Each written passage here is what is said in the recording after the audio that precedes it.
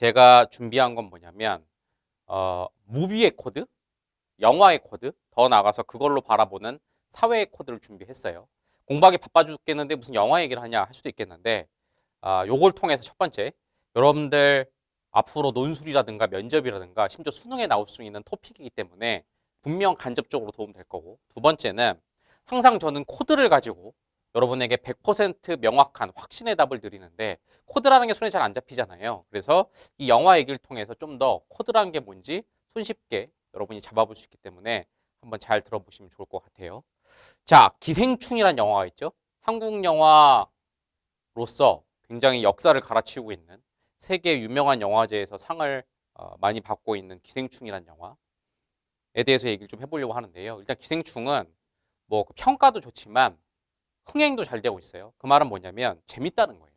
저도 기생충 개봉하자마자 연달아 2번을 봤어요.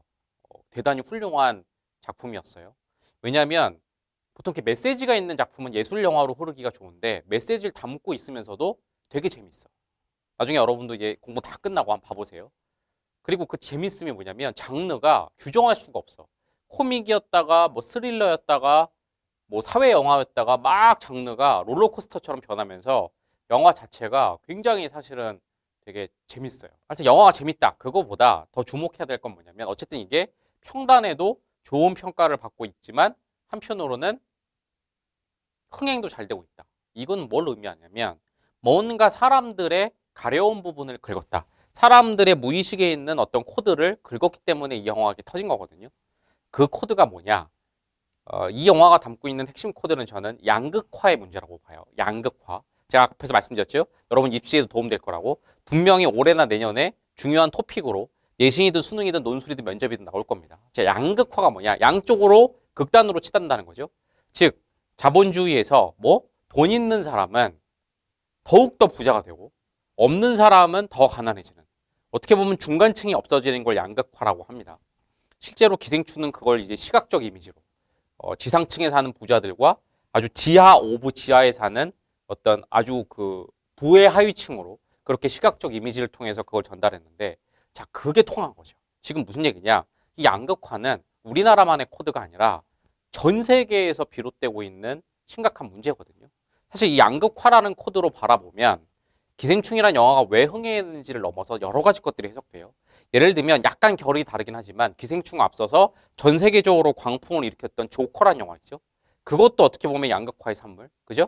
어떻게 보면 부자들로부터 소외돼서 제대로 된 어떤 정신상담 복지도 못 받는 아주 사회로부터 버려진 그, 저는 그 하류층이란 말 쓰기 싫은데 그냥 부로만 나누는 거예요. 저는 돈 때문에 사람이 위가 있고 아래 있다고 생각 안 하지만 오직 부의 프레임에서 완전 하류층에 있는 그런 사람들이 증오심을 품게 되고 어떻게 괴물이 되는가, 그런 영화였던 거죠.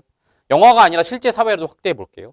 자, 우리나라도 요새 굉장히 안타까운 일이 벌어지고 있어요. 뭐 먹을 게 없어서 뭘 훔쳤다. 먹을 게 없어서 가족들이 되게 끔찍한 결정을 하는 그런 뉴스들이 나오면서 여러분은 어떤지 모르겠는데 가끔은 성인들이 그런 얘기를 해요. 아니 이제 우리나라는 먹고 살기는 해결된 나라 아니었어? 맞아요. 어느 순간 우리나라는 굉장히 좋은 국가가 됐고 우리나라뿐만 아니라 전 세계적으로 먹고 살기는 어느 정도 해결된 거 아닌가라고 했는데 그런 선진국의 대열에 해당하는 우리나라에서 먹고 살지를 못해서 극단적인 선택을 하는 그런 뉴스들이 나오고 있는 거. 이것도 양극화의 일면이죠. 남미 같은 데서, 칠레 같은 데서는 대규모 시위가 일어났죠. 그죠? 지하철비를 약간 올렸어요. 그리고 이제 소위 말하는 상류층이 불을 질렀죠. 지하철비 우린 별로 비싸지 않다. 그거 정말 약간 올랐는데 그거 하나로 폭발했죠. 왜냐하면 아주 하류층에 있는 사람들은 그 지하철비마저도 굉장히 버거웠는데 그걸 조금 올리고 거기서 상류층들의 어떤 사회인식, 우리는 별로 안 비싸, 이런 것들 때문에 이제 폭발해서 시위가 이어지고 있죠. 저는 이렇게 생각합니다. 이 양극화가 계속되면 이것은 자본주의의 이제 말기에 와 있다라고 해석할 수 있어요. 자본주의든 뭐든 말기에 오면 사회에선 혁명이 일어납니다. 여러분들 역사책에서 배운 프랑스 혁명 같은 거 있죠? 그것도 지금이랑 비슷해요. 소위 말하는 왕정 그리고 귀족들이 자기만 잘 먹고 잘 살고, 그죠? 그리고 가난한 사람들은 너무 가난해지면서 그 간극 때문에 우리도 인간답게 살자, 그런 것부터 촉발된 게 프랑스의 혁명이거든요. 그때도 유명한 거 있잖아요. 마리 앙뚜아네트가 아까 그 남미에서 있었던 것 같은 비슷한 현실 인식을 보여줬죠. 아니 왜 고기를 못 먹으면 빵을 먹으면 되는 거 아니야? 뭐 왜 배고프다고 아우성이야? 그런 얘기들 때문에 이제 민심이 폭발했던 건데 어쨌든 자본주의는 지금 말기화했고 혁명이 일어날 것 같아요. 이 혁명은 두 가지가 있어요. 첫 번째는 사회적 혁명이죠. 누군가는 일으킬 거라고 저는 감히 예상을 합니다. 그것이 폭력혁명일 수도 있고 어쨌든 뭔가 혁명이 일어날 것 같아요. 그리고 사회적 혁명 말고 개인적 혁명이 있어요. 사실 그거에 대해서는 스터디 코드에서 이미 제안을 한 바가 있습니다. 사회혁명을 기다리기 전에 또 개인으로서도 이렇게 불행한 사회를 그대로 견디며 살면 안 되니까. 그래서 스터디 코드 유튜브 채널에 보면 계급의 코드라는 걸 보면 개인이 이런 시대에 어떻게 대응을 해야 될까라는 걸 제안한 바가 있어요. 여러분이 어떤 식으로 혁명을 생각할지는 여러분 자유에 맡기겠지만 어쨌든 자본주의 말기화했고 혁명 전야다. 그렇게 판단합니다. 자, 기생충이라는 영화 하나 가지고 마무리에는 자본주의 말기, 혁명 같은 거창한 얘기가 나왔는데 이거예요. 하여튼 영화도 그냥 유명하다니까, 뭐 상 받았다니까 그냥 대충 남들처럼 보는 게 아니라 그 영화라는 현상 이면에 있는 밑에 깔려있는 본질, 코드가 뭘까? 이거를 생각하다 보면 그죠? 좀 더 영화도 제대로 즐길 수 있는 것뿐만 아니라 요 코드 하나 가지고 기생충이 왜 흥해 있는가 뿐만 아니라 조커, 남미의 시위, 우리나라에 있는 여러 가지 문제들 이런 모든 것들이 한꺼번에 해석되죠. 이것이 어떻게 보면 코드를 파야 되는 이유예요. 예. 한 번뿐인 인생, 한 번뿐인 영화 관람을 대충 두루뭉실 안 하고 확실하게 하고자 하는 목적도 있고 두 번째는 이렇게 본질을 꿰뚫으면 영화뿐만 아니라 많은 것들이 해석되니까. 그죠? 그것이 코드의 힘이고 저희 스터디 코드가 존재하는 이유기도 해요. 저희는 일단 당면한 영화 얘기로 시작했지만 당면한 여러분의 문제, 눈앞에 있는 수험생들의 문제, 공부에 있어서도 이렇게 깊은 본질 가지고 모든 것들을 해석해 주는 게 바로 우리 스타일이다라는 걸 제가 또 한번 말씀을 드리고 싶은 거예요. 알겠죠? 수학에 대해서, 수학 문제집에 대해서, 수학 기출 문제에 대해서, 국어 인강에 대해서 이거 하나하나 따라가다 보면 오히려 못 따라가요. 그죠?